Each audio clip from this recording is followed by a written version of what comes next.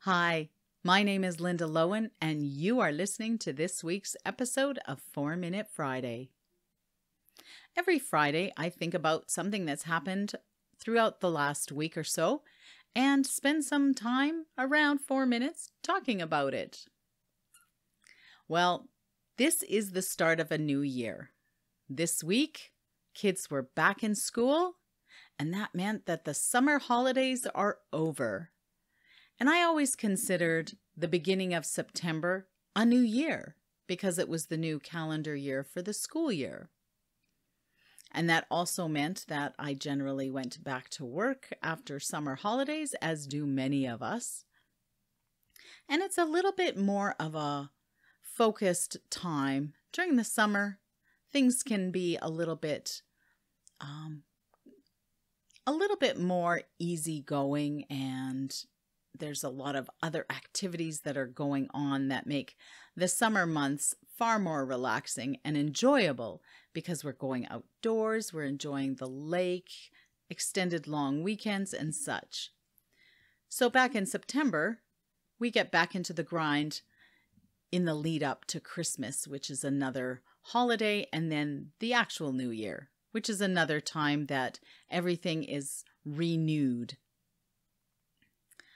So earlier this week, and in fact today as well, I heard the words that have been spoken a lot since the beginning of COVID. I haven't heard it so much recently, but when it came up today, I thought, I do want to start talking about some things that may affect us and we're not even aware of how it might affect us.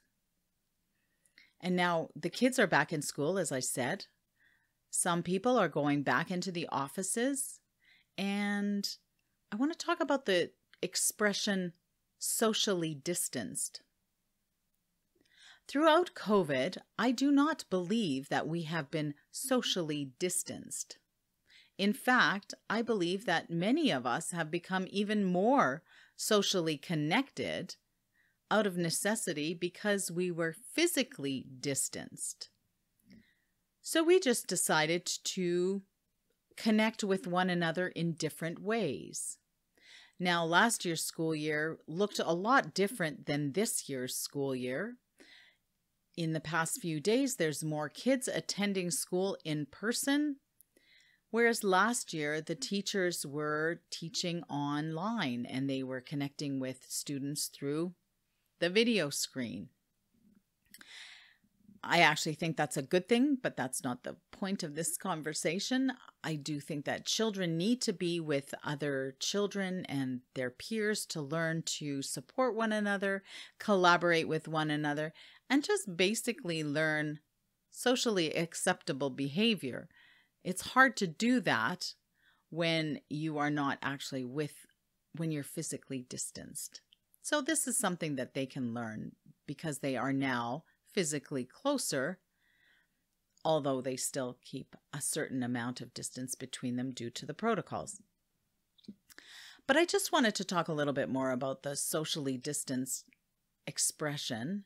And like I said, even my friends and we connected every week on a Zoom call so that even though we were not together physically, we were definitely connecting virtually.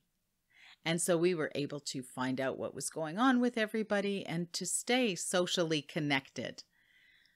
So I just wanted to talk about that because it really is not the correct term when they say socially distanced.